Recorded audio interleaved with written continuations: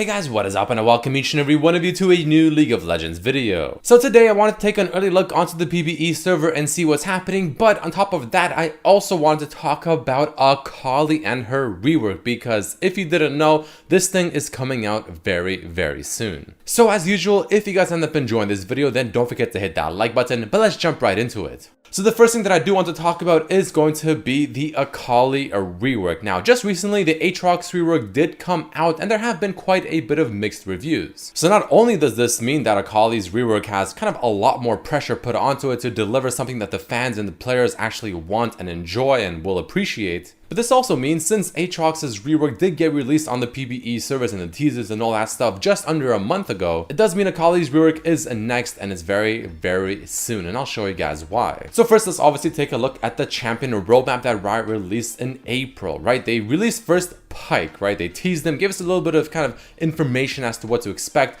Following that, they talked about Aatrox, which of course came out right after Pyke, and then right after that, they talk about AKALI, which suggests that AKALI is coming right after Aatrox. Also, the current PvE cycle being 8.14, since the live server is on 8.13, is going to be a 3-week cycle just for this patch. This has been confirmed by a Rioter, so this means that once this cycle is done, we can expect AKALI to come out around the 17th of July on the PvE servers. And keep in mind, this is going to be just about a month after Aatrox was initially released on the PvE servers, and it's very common for Riot to have just about, give or take, a month between each new champion and or rework. But the final proof is of course a Reddit thread made about 2 days ago by someone named Lord Mufarizard or something like that, and you can see here he posts that on a Chinese Riot stream, which you can see the link for as well. It was apparently shown or leaked or something that AKALI's visual gameplay update, since she is getting a full rework, is set for July 22nd on the Chinese server, but since the Chinese server's patches are different than what they are on NA and EU and pretty much everywhere else, it'll actually mean that we will get ours most likely just a little bit sooner, being July 17th. And this is again further backed up since this is going to be a 3-week cycle. Normally this current PvE cycle is finished around the 10th of July, but since it's a 3-week cycle, you add an extra week, that's the 17th, that's when the current cycle finishes and the new one starts, and that is usually when Riot actually adds new champions on a fresh new cycle. So now that we went through a bunch of reasons and proof and all that stuff as to how AKALI's rework is probably coming out in just a couple of weeks, let's go over some of the information that we know about her actual rework. So quickly jumping back to the roadmap that Riot did post in April talking about the AKALI rework, they pretty much stated how they believe that AKALI's W, the Shroud, is a very iconic ability that separates her from other assassins in the way that they all go invisible. So they want to preserve her W, so we can expect her Shroud to still more or less be same in concept, but at the same time, they also said that they did some pretty dramatic changes to AKALI's Shroud so that her play pattern of, quote, hitting hard, repositioning, and then striking again, unquote, is more or less the same. But at the same time, it is also going to be more engaging. So think of the current W just essentially being buffed up on steroids, and to further back this up, the person that is actually the lead of reworking AKALI is certainly T. Now, if you don't know who certainly T is, then you either live under a rock or you've just been completely out of the loop. He is the person that actually created Zoe. He's also the person that created Yasuo, Thresh. He also is the person that reworked champions like Mordekaiser and Warwick. Some of those champions in reworks were absolutely fantastic. In fact, I actually personally believe that Warwick's rework is probably one of the best reworks. But then of course he also has made champions like Zoe, which I personally really hate facing, and of course Yasuo being one of the most infamous champions in League of Legends. They also did say that they are going to preserve AKALI's high mobility playstyle, which is of course really important, and something that I feel like most AKALI players are probably really nervous about. Well, they are most likely going to preserve her dual scaling, so she will still remain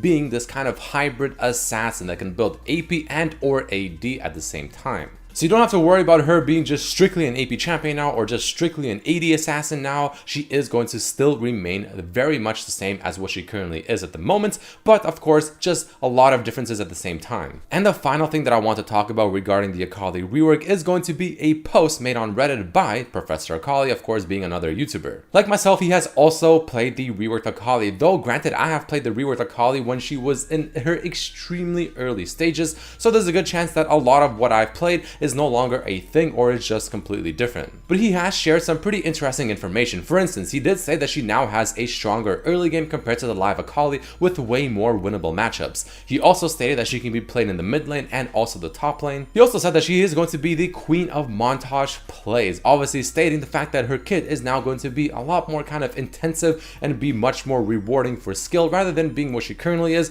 a little bit kind of straightforward and not completely complex. He also stated that he would rank her at about a medium difficulty to play, easy being someone like Annie or Morgana and hard being someone like Riven. Of course, Riven, most people disagree, but Riven is easily one of the hardest champions in the game at the highest level. And other than that, he just pretty much says that he had an absolute blast playing her, and this is the most fun he has had playing League of Legends ever since her initial release way back in about 2010. So there you have it, guys, a bunch of information regarding the AKALI rework. I'm personally also very excited for her because she was one of my very first mains in League of Legends back when she came out, also around the year 2010 or so. So whenever more information regarding her is out, like teasers or abilities or even the actual rework itself on the PvE servers, you guys know I'll be making videos for that, so make sure to follow the channel if you haven't already. And definitely make sure to turn on the bell notification so that whenever I do release a video, you'll be the first to see it. But now that we got all that out of the way, let's go on to the PvE server and talk about some buffs and nerfs and all that stuff coming over to the League of Legends server. So starting things off, we have a buff coming over to Caitlyn, and you'll see a bunch of other buffs coming over to AD carries in general, specifically crit AD carries. So the buff to Caitlyn is as follows. It's going to be towards her Q ability. Her AD ratio has been increased from starting at 130% to now going up to 190% by the final rank, while the current one only goes up to 170%. This definitely is not the biggest buff in the world, but Caitlyn has been quite infamous for being a champion that, if overtuned, she is easily the best AD carry to pick just because of how dominant she is in the laning phase.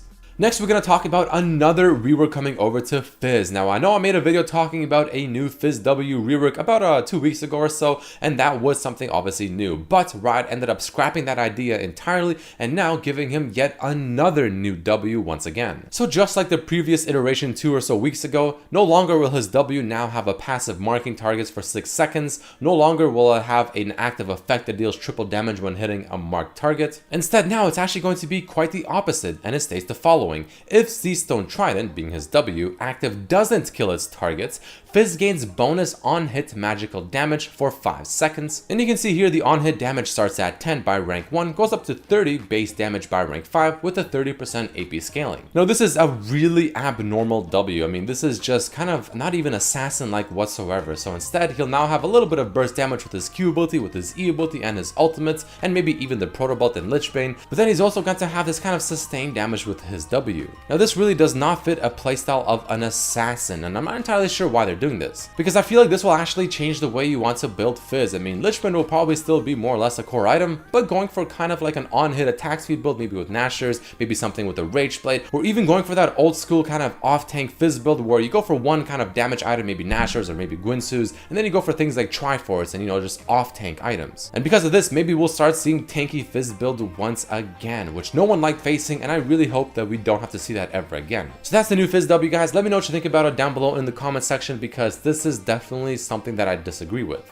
Next, we have a slight quality of life changes coming over to Kalista, where the tooltip on her E ability, Rend, now actually shows you how much damage you deal with each additional spear. So it just makes it a lot easier to understand and kind of grasp the idea of how much damage you'll do to the minion, maybe to the champion, or to Baron, or to Dragon, because now it actually tells you exactly what it'll do. Next up, we have a quick nerf coming over to Nocturne. I mean, maybe someone at Riot saw my mid lane Nocturne gameplay and they're like, you know what, let's nerf this down because this is way too overpowered. But obviously that's not the reason, because the main reason is the fact that Jungle Nocturne has become quite prominent. I mean, it all started, I believe, in the Korean server, where Jungle Nocturne became very popular and also very strong, and it also became more popular in other regions because of that. And honestly, it is quite powerful, so it seems like Riot is going to be nerfing it down by reducing his base AD by 3 and also reducing the AD ratio on his ultimate by 30%. This is actually a decent nerf without completely just gutting the champion as well, because again, the base AD nerf, don't forget, will also just indirectly nerf the rest of his abilities and just how much damage he deals overall. And his ultimate just does so much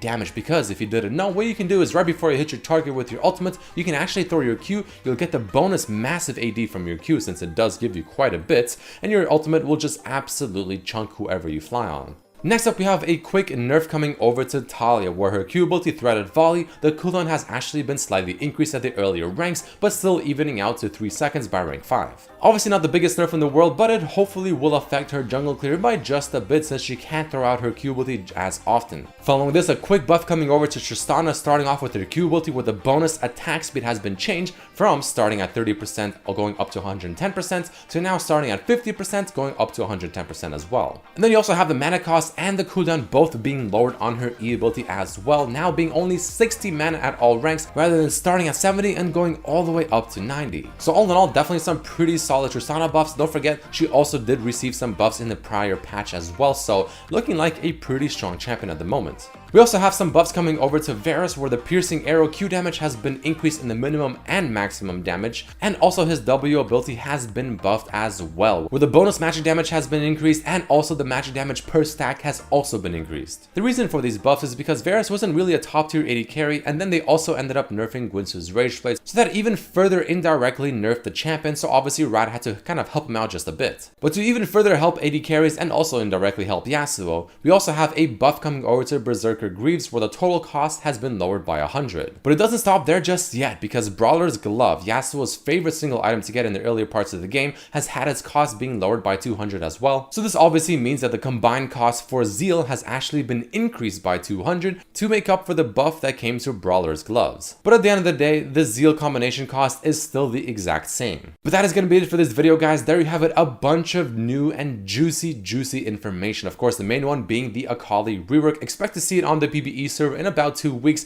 around July 17th. We also had a bunch of changes coming over to the PBE server, Riot trying to kind of buff AD carries even more so that crit AD carries become a thing once again, and also a couple of nerfs here and there. But either way, guys, that's it for this video. Hope you enjoyed it. A lot of great information. Make sure to share this with your friends, because I'm sure a lot of people are just kind of on the edge of their seats waiting for this AKALI rework, because it is pretty damn hype, especially since it's also being made by Certainly T, a very infamous writer. Make sure to subscribe if you haven't, and to also turn on the bell notifications, because again, whenever there are any new information about the AKALI rework, I'll be posting it as soon as possible. But thank you all so much for watching. Hope you enjoyed the video, and I hope to see you for my next one as well. Peace.